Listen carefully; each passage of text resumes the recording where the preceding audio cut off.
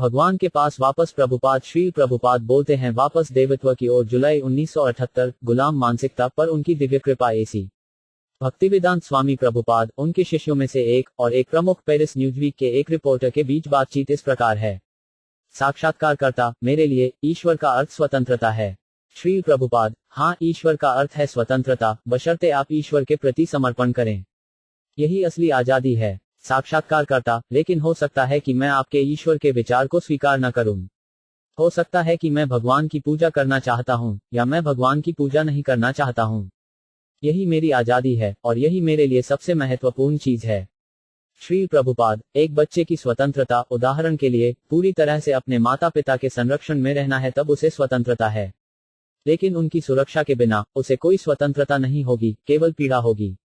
यदि बच्चा बहुत विद्रोही है, तो वह सोच सकता है कि उसे अपने माता पिता की आवश्यकता नहीं है, वह मुक्त होना चाहता है।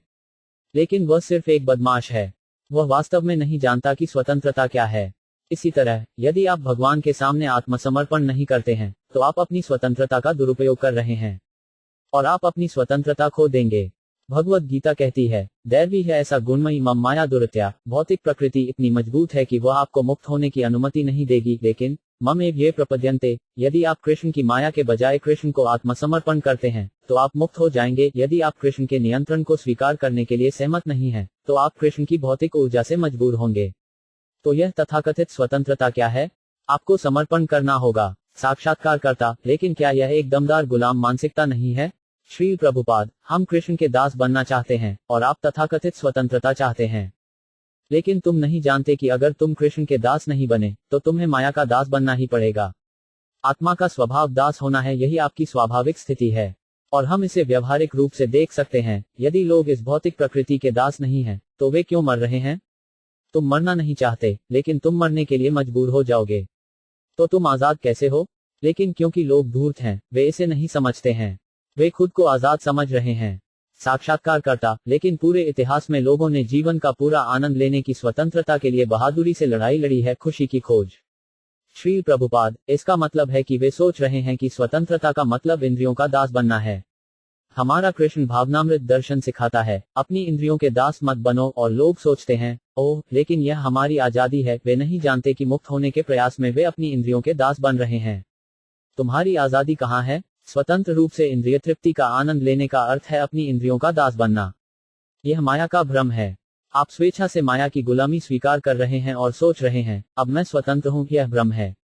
तुम्हारी इंद्रियां तुम्हें कान से खींच रही हैं, यहां आओ, ऐसा करो और तुम खुश रहोगे, कुत्ते की तरह, जैसे ही उसका मालिक पट्टा खींचता है। चलो चलो, उसे अनुसरण करना है।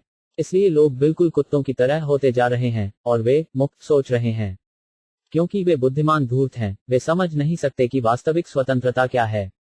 लेकिन हम सिखा रहे हैं कि असली आजादी तब मिलती है जब आप भगवान को समर्पण करते हैं। साक्षात्कारकर्ता, लेकिन आप किसी ऐसी चीज के प्रति समर्पण कैसे कर सकते हैं जिसे आप नहीं जानते? आप वास्तव में भगवान को नहीं जान सकते। तुम उसके बारे में बात भी नहीं कर सकते। श्री प्रभुपाद, हमारी स्थिति यह है कि हम ईश्वर को स्वयं के बारे में ईश्वर की व्याख्या से जानते हैं। हम आप जैसे भगवान के बारे में अटकलें लगाने की कोशिश नहीं करते हैं। हम ऐसे बदमाश नहीं हैं। मैं मानता हूं कि मैं भगवान को नहीं जान सकता, लेकिन भगवद गीता में भगवान स्वयं कहते हैं, मैं ऐसा हूं, और मैं इसे स्वीकार करता हूं। बस इतना ही। यही मेरी स्थिति है, यही मेरा ईश्वर के प्रति पूर्ण समर्पण है।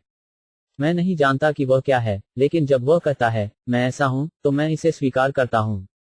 मैं कभी नहीं कहता, मैंने ईश्वर को समझ लिया है। मैं भगवान को कैसे जान सकता हूं?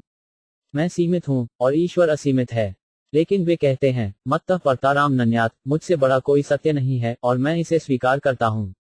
आप इसे गुलाम मानसिकता कह सकते हैं, या जो भी आपको पसंद हो, लेकिन मैं कृष्ण के शब्दों को स्वीकार करता हूं। मानसिक अटकलों द्वारा ईश्वर को जानने के लिए मूर्खतापूर्ण प्रयास करने के बजाय, मैं ईश्वर के इस कथन को प्रस्तुत करता हूं कि वह सर्वोच्च व्यक्ति है। तो कौन सा तरीका बेहतर है, मूर्खता से परमेश्वर के बारे में अनुमान लगाना, या परमेश्वर के कथनों को स्वीकार करना? कौन सा बेहतर है? साक्षात्कारकर्ता, भगवान के बयानों को स्वीकार करने के लिए। श्री प्रभुपाद, तो आप दुष्टों से अधिक बुद्धिमान हैं। दुष्ट अनेक जन्मों तक परमेश्वर के बारे में अटकलें लगाकर मूर्ख बने रहेंगे, और जब वे वास्तव में बुद्धिमान हो जाएंगे, तो वे परमेश्वर के सामने समर्पण कर देंगे।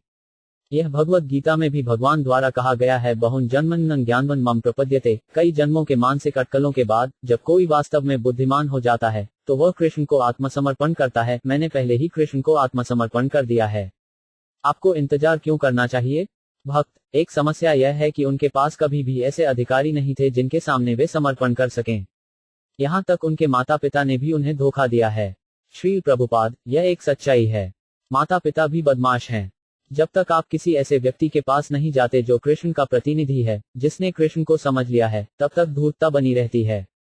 आपको एक ऐसे व्यक्ति का पता लगाना होगा जिसने सर्वोच्च सत्य को समझ लिया है, अन्यथा आप बस एक और धूर्त, दूसरा पाएंगे। लेकिन आपको यह नहीं सोचना चाहिए कि सिर्फ इसलिए कि आपको धोखा दिया गया है, कोई वास्तविक अधिकार नहीं है। यह सिर्फ एक और तरह का धूर्तता है। यदि किसी के साथ नकली धन के साथ धोखा किया गया है, तो उसे यह निष्कर्ष नहीं निकालना चाहिए कि वास्तविक धन नहीं है। इसलिए, केवल इसलिए भ्रमित न हो क्योंकि आपको अतीत में नकली अधिकारियों द्वारा धोखा दिया गया था। दुर्भाग्य से, लोग इतने नासमझ हैं कि वे यह नहीं आंक सकते कि वास्तविक अधिकार क्या है और असत्य क्या है। वे असली को नकली मानते हैं और फिर अंधे धूर्तों का अनुसरण करते हैं।